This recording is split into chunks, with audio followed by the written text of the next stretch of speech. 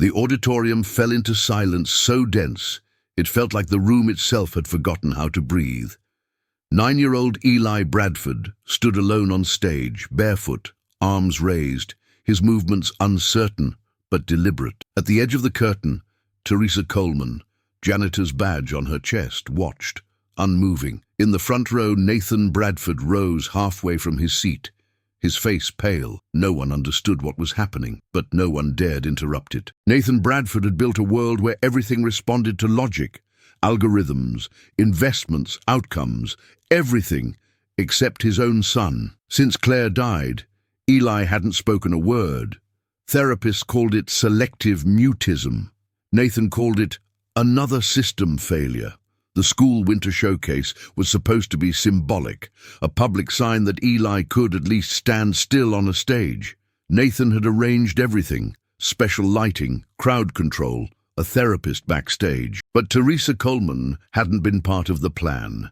He didn't even know who she was, just that she'd taken off her gloves and nodded at Eli seconds before the boy stepped forward. Now, as his son moved without guidance, Nathan watched the structure he'd forced onto their lives begin to tremble. This is the story of how a man obsessed with control faced something he couldn't predict and discovered a truth no machine could measure. But at that moment, he had no idea what was coming next. Nathan Bradford didn't believe in leaving things to chance. His mornings started at 5 a.m. sharp: gym, smoothie, 2 hours of uninterrupted coding before the first meeting. His empire, Bradford Dynamics, had revolutionized artificial intelligence across 3 continents. Efficiency was his religion, emotion, a bug in the system. At home, that mindset persisted. Every toy in Eli's room was therapeutic, every meal calorie-counted, every minute structured, yet nothing worked. Eli didn't make eye contact, didn't respond to his name, didn't like being touched. Since Claire's accident, the boy had receded further into himself, as if grief had taken away not just his mother, but his anchor. Nathan had tried to fix it the only way he knew how: strategy.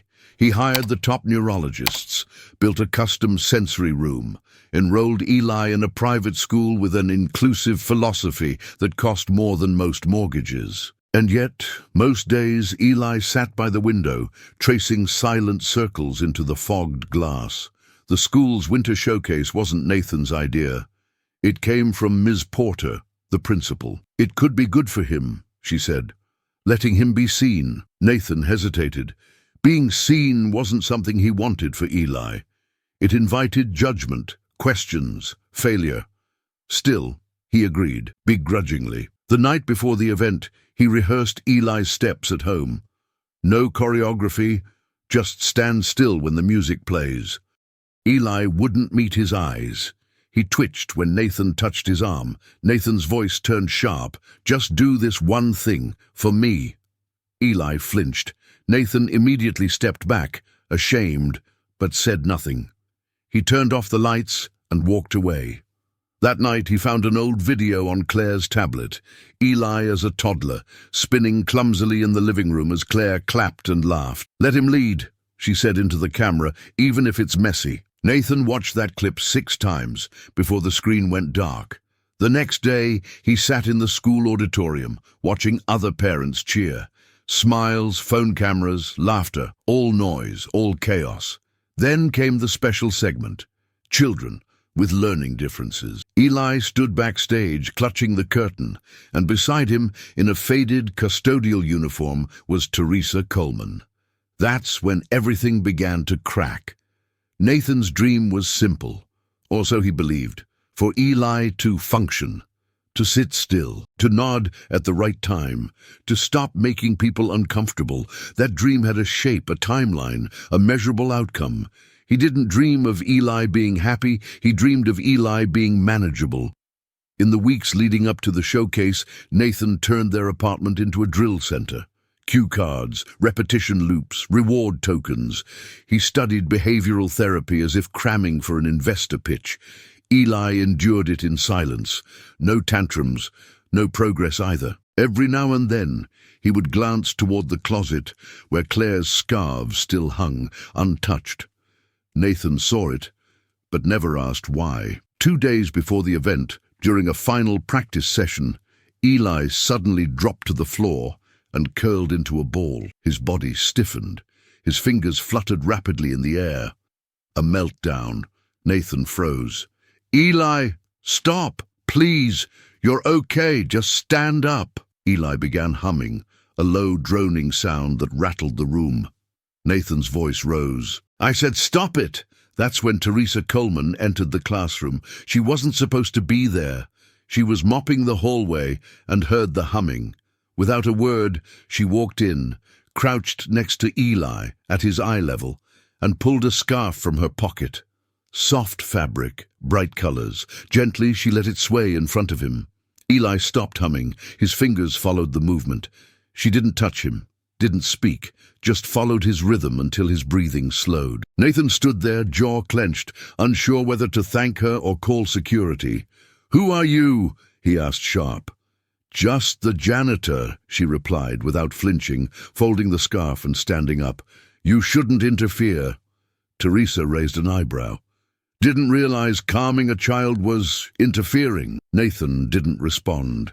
The control he clung to felt useless. The next morning, he filed a complaint.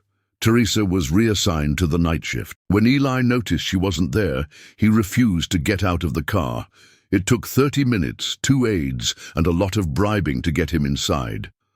Nathan watched his son walk away, dragging his fingers along the brick wall. The sound, rough and grating, echoed louder than anything else that day. He still believed he could fix this, with enough resources, enough structure. He believed Eli would stand still on that stage, as planned. He still thought he could make it right. The night before the showcase, Nathan sat alone in the living room, laptop open but untouched. Claire's photo sat on the shelf behind him, smiling, permanent. He hadn't looked at it in weeks. Eli had eaten dinner in silence as usual. He didn't touch the chicken fingers, just lined up 3 green beans along the edge of the plate. Then he disappeared into his room, door left slightly ajar, like always. Nathan stared at his untouched food. Something in him wanted to knock, to sit next to his son and try again. But instead, he refilled his glass of wine and scrolled through a neurodevelopmental study he'd already read twice. At 2:14 a.m., he opened Claire's old voicemail. "Let him be messy," she had said once. "Let him lead." He clicked play, then again. Then again. The next morning, the city was glazed in frost. Nathan suited Eli up carefully. Soft shirt, no tags, elastic pants, noise-canceling headphones. He spoke gently but with urgency, like negotiating a fragile deal. Eli kept staring at the window. "You're going to do fine," Nathan said, adjusting the scarf, one of Claire's.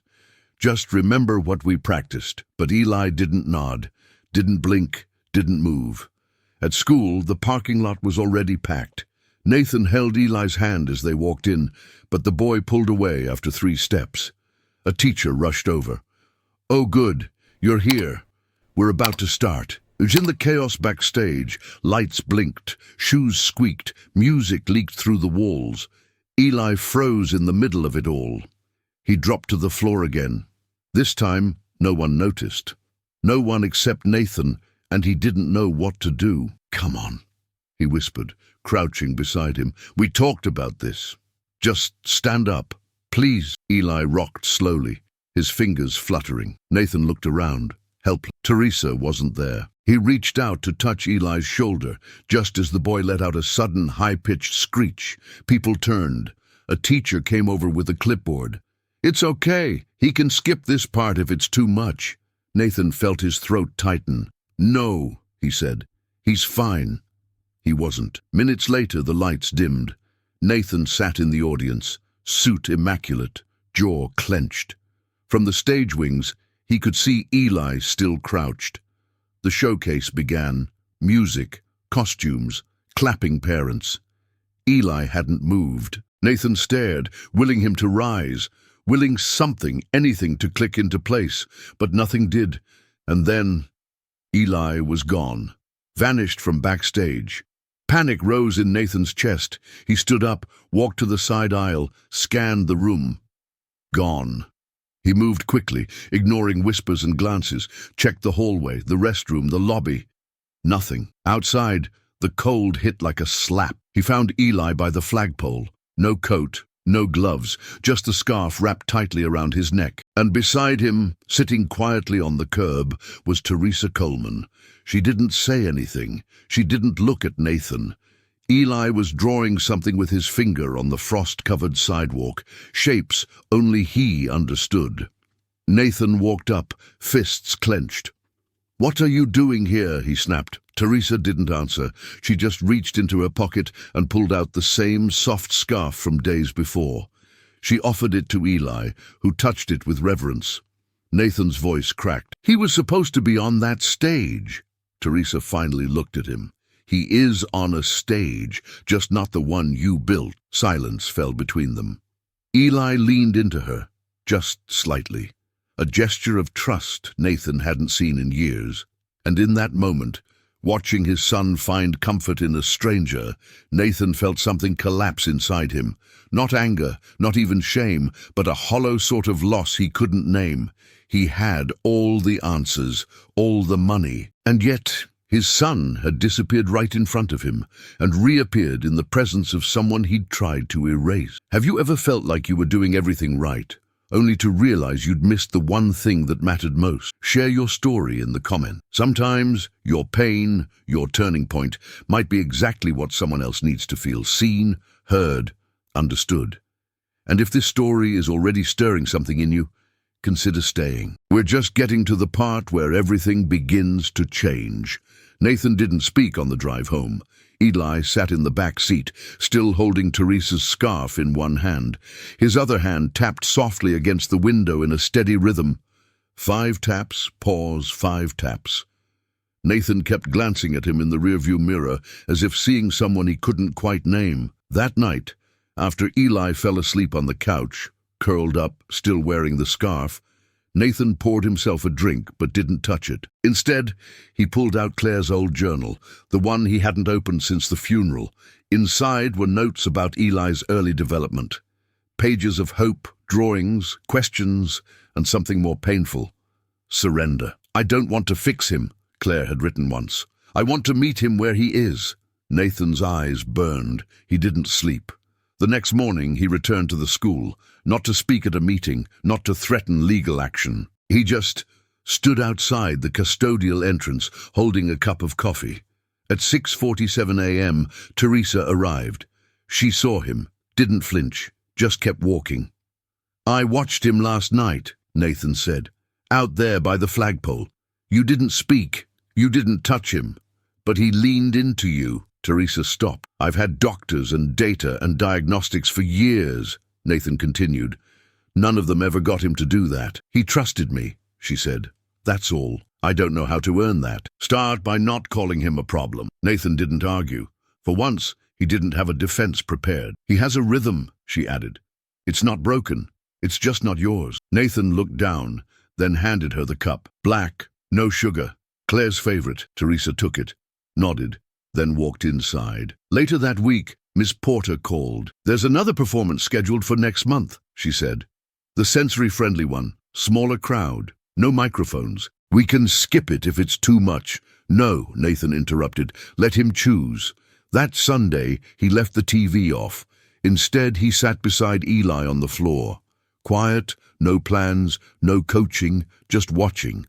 At one point, Eli placed a crayon in his hand, a scribble, 2 shapes, one red, one blue.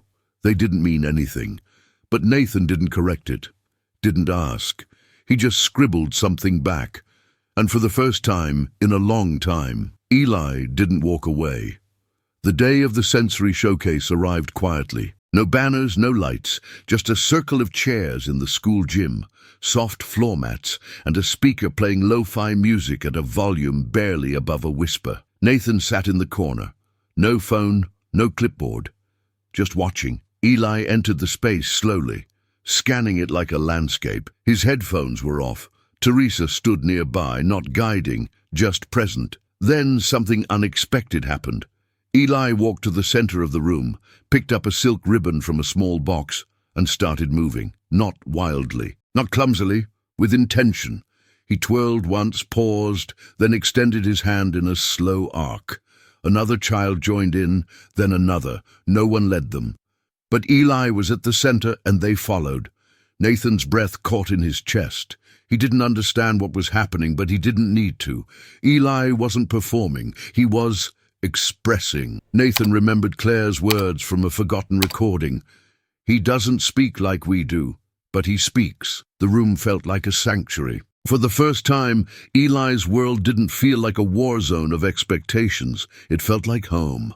After the sequence ended, the children quietly returned to their seats.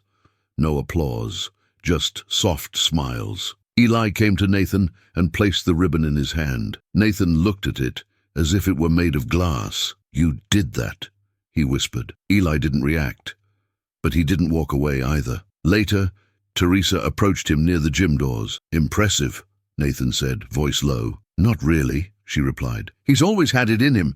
You just never saw it." Nathan nodded slowly. "Because I was too busy trying to build the version of him I wanted." "No," she corrected. "You were trying to build the version of you that could survive him." That hit hard. Nathan didn't reply. He couldn't, but as he looked back at the ribbon in his hand, and the boy now calmly stacking yoga blocks at the edge of the room, he understood. Control had never brought him closer to Eli, but presence might. The ribbon stayed on Nathan's nightstand for days.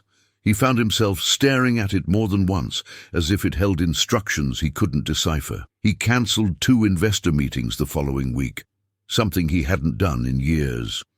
Instead, he sat in the school library during Eli's art sessions, silent, watching. One afternoon, Teresa walked past him in the hallway. He followed. "Do you ever feel like you missed something important, and now it's too late to catch up?" he asked. She didn't answer right away.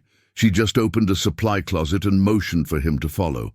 Inside were shelves of paint jars, old scarves, puzzles with missing pieces. Teresa pointed to a crooked poster on the wall. "Progress is not linear. Neither is healing." "You think I've hurt him," Nathan said. "I think you've tried," she replied. "But sometimes trying looks like control. And kids like Eli don't respond to control. They respond to being seen." He sat down on an overturned bucket. "I spent 2 years talking about him, to doctors, to specialists, but never to him." Teresa nodded. "Then maybe it's time to start." That night, Nathan cooked dinner himself. Pancakes, Eli's favorite, burnt on one side, uneven on the other. When he set the plate down, Eli blinked at it, then picked up a piece with his fingers. Nathan didn't correct him, didn't prompt him to use a fork. He just sat. Midway through the meal, Eli slid a crayon across the table. Nathan took it, scribbled something on the paper napkin, a square, a triangle. Eli watched, then added a swirl of green over the corner. It meant nothing. It meant everything. Later, while folding laundry, Nathan found one of Claire's old notebooks tucked beneath Eli's pillow. Inside were drawings, some familiar, some not, but one caught him off guard. A stick figure holding hands with a smaller figure, both surrounded by a red circle. A third figure with long hair stood nearby, smiling. Nathan traced the crayon lines with his finger. Was it Claire, Eli, him? Or was it a world where they all still existed, just not how he'd imagined? The door creaked. Eli stood there, barefoot, scarf around his neck. He didn't say a word, but he nodded. And Nathan, finally, nodded back. 3 weeks later, Nathan returned to the school.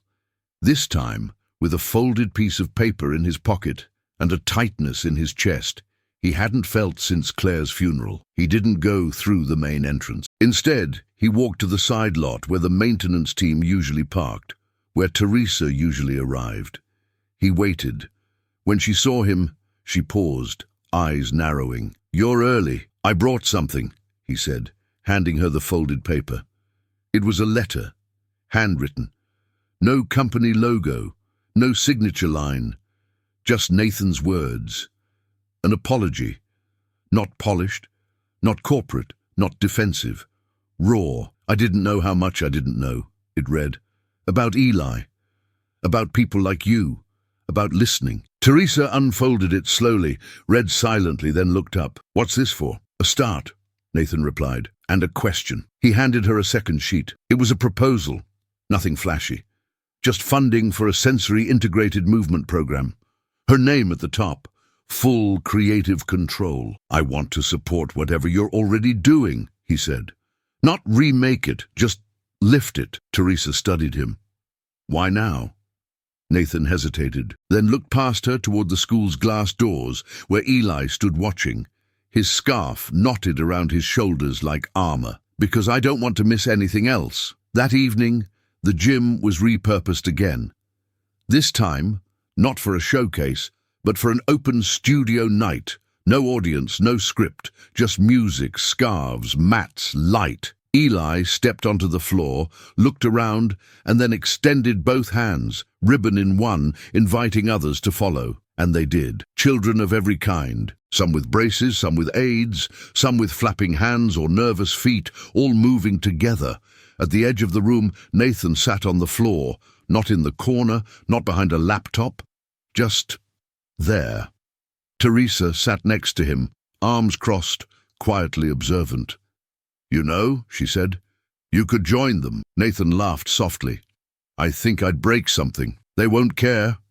He hesitated, then stood. As he walked across the floor, Eli turned, didn't stop dancing, just shifted, allowing space. Nathan raised his arms, not elegant, not coordinated, but mirrored his son's pace.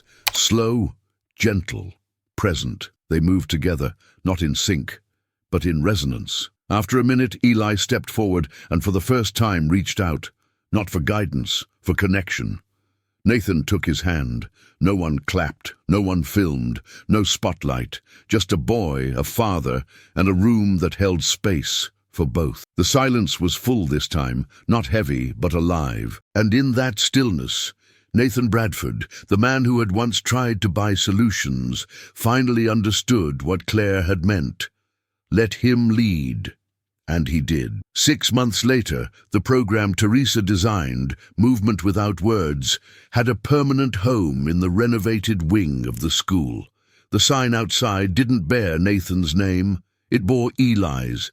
Inside, children moved freely. No mirrors, no pressure, just color, music, rhythm, and breath. Nathan attended the sessions often, not as a benefactor, not as a guest speaker, just Eli's dad. He no longer asked about milestones. He noticed moments instead. A smile when Eli placed a scarf around a new student's shoulders. A pause when Eli reached for a drum instead of flinching at its sound. Progress wasn't linear, but connection, real connection, was constant. Nathan no longer saw Eli as a problem to solve. He saw him as a person to walk beside. He learned to speak in Eli's language. Silence, movement, patience. One afternoon, while organizing supplies, Teresa asked, "You miss your old life?" Nathan thought for a moment, then shook his head. "No," he said. "I think I finally arrived in this one." The man who once measured everything in metrics and market value now found meaning in things that couldn't be graphed. A glance, a nod, a shared rhythm between two people who almost never spoke, but somehow always understood. Because the greatest breakthrough of his life hadn't come from invention. It came the moment he stopped trying to lead and started learning to follow. Maybe you've known someone like Eli, someone who didn't speak the way the world expected, but still had something powerful to say. Or maybe you've been someone like Nathan, trying so hard to fix what's not broken, only to realize the real challenge was learning to listen. If this story touched you, share it. Because sometimes all it takes is one honest story to help someone feel seen for the first time. And if you've ever followed the quiet rhythm of someone who showed you a better way, tell us in the comments. Your story might be exactly what someone else needs to take their first real step. If you believe in the power of connection over perfection, hit the like button. And if you're ready for more stories that remind us what truly matters, subscribe. There's so much more to share, and we're just getting started.